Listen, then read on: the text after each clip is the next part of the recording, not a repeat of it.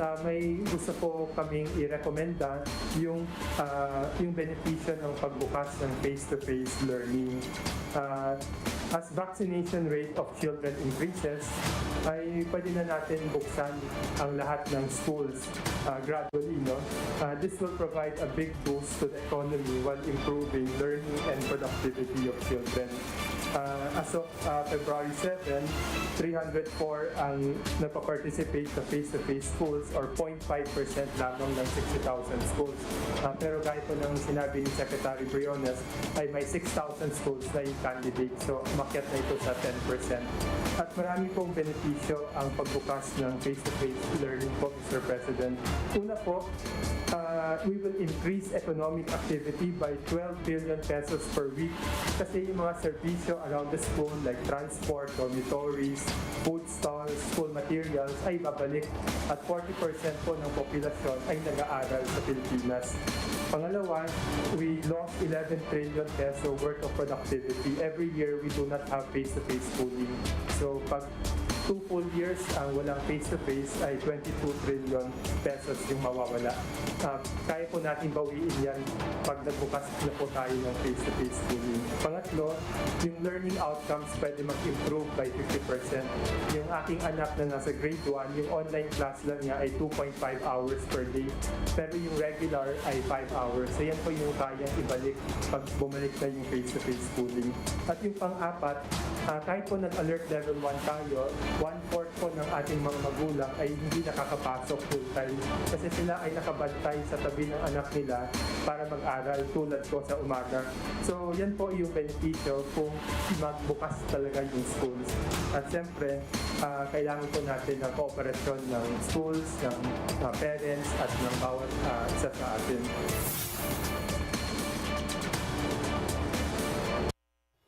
The Newsday continues here on One News Now. I'm Charles Lejano. With Metro Manila now under Alert Level 1, is the public transport sector prepared to take on more commuters? To find out, we have JC Cosico now joining us live from Caloocan. JC, good morning. Could you give us the situation there so far?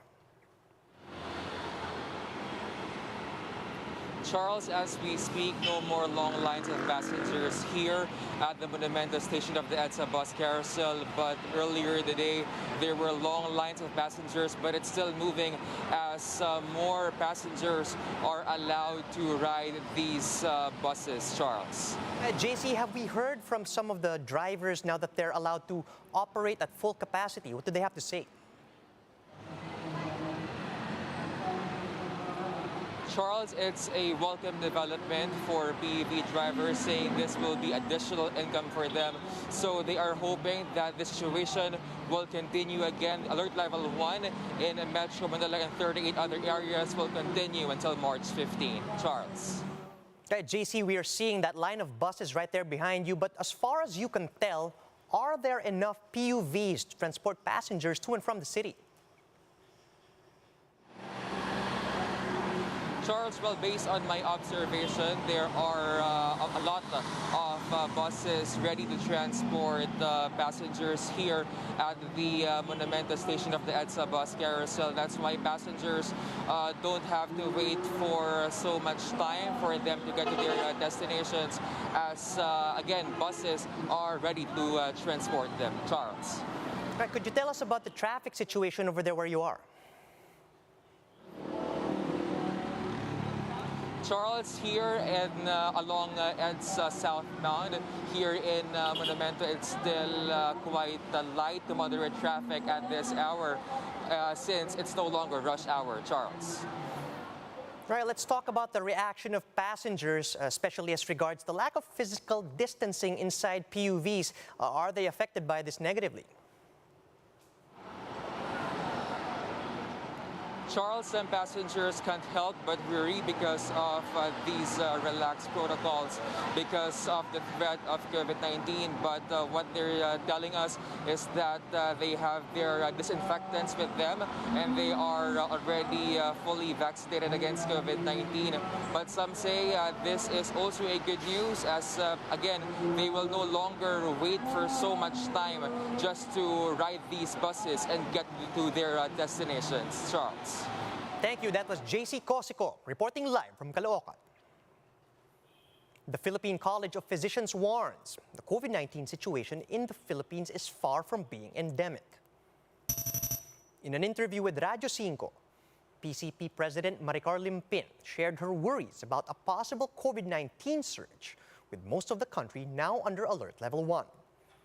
Limpin also explained that for COVID-19 to be endemic in the country, it means that just like the flu, people must no longer need hospitalization should they contract the virus. Wala pa ho kaming senyales na nandoon na ho tayo sa endemic period na yan, no? So right now, may mga pasyente pa rin ho tayo na nakikita na na-hospital dahil do sa COVID-19, no? And ang nakikita ho namin ngayon, puro merong mga pasyenteng immunocompromised, nasa hospital ho sila. Talaga hindi ho maganda yung mga sitwasyon nila. So dito, ito po yung medyo mahirap lang ho talaga sa COVID kasi hindi lang ho siya respiratory ang tinatamaan. Kung hindi, tinatamaan din po ang ibang parte ng katawan ho natin. We have some breaking news. The AFP Western Mindanao Command confirms that the military has launched an airstrike against ISIS-inspired group Dawla Islamiyah Maute in Lanao del Sur. Stay tuned here on One News for the latest on this story.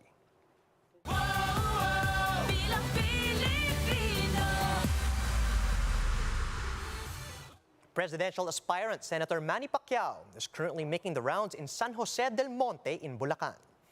To give us more details, we now have Mon Gualvez reporting live from San Jose del Monte in Bulacan. Good morning, Mon. Some presidentiables are campaigning in provinces, but Pacquiao is preferring to stay close to NCR. Do we know the reason for this? Yes, Charles. Well, as you said, presidential aspirant Senator Manny Pacquiao is set to make rounds of San Jose del Monte, Bulacan, and Caloocan for today. And he's expected to do a motorcade as well, wherein he'll explore the remote areas in the said places. He said he's doing this because he wants to reach classes D and E, or the poorest of the poor. Moreover, compared to other candidates who scour the provinces, Team Pacquiao is already on their third week of campaigning in Metro Manila and nearby provinces. They insist, though, that this is really part of the plan because it's said that these are the areas where Pacquiao needs a bit more help when it comes to votes. Charles. Talking about Pacquiao needing help, he finished 4th in the recent Octa presidential survey. What did the Pac-Man have to say about this?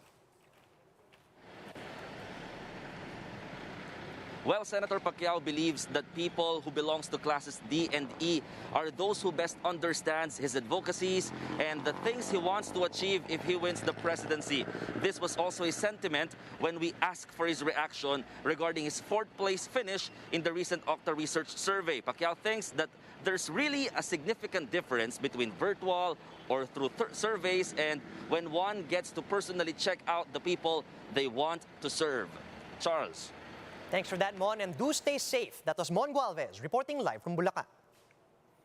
We'll be back with more stories after a quick break. Keep it here on One News.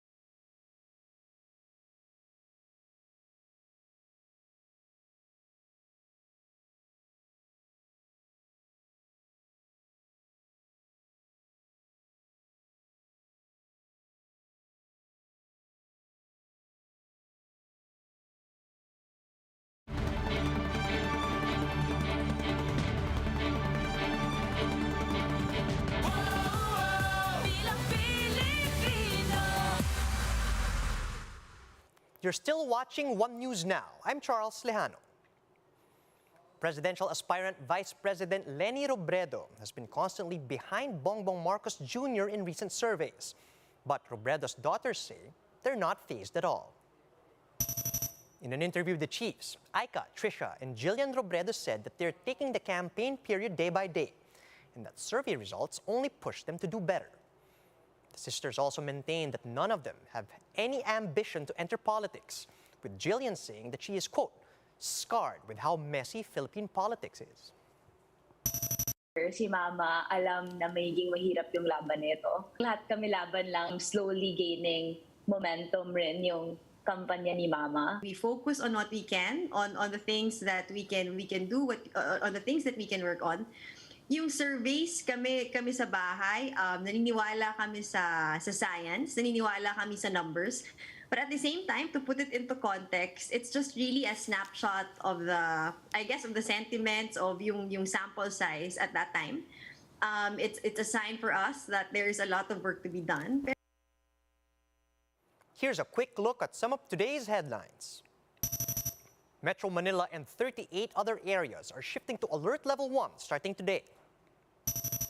Another round of oil price hikes takes effect today, and some transport groups are now appealing for a 5 peso increase in basic fare for public transportation.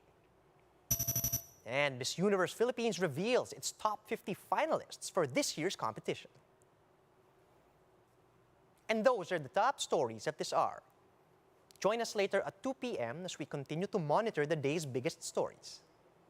You can also catch One News on Signal Play.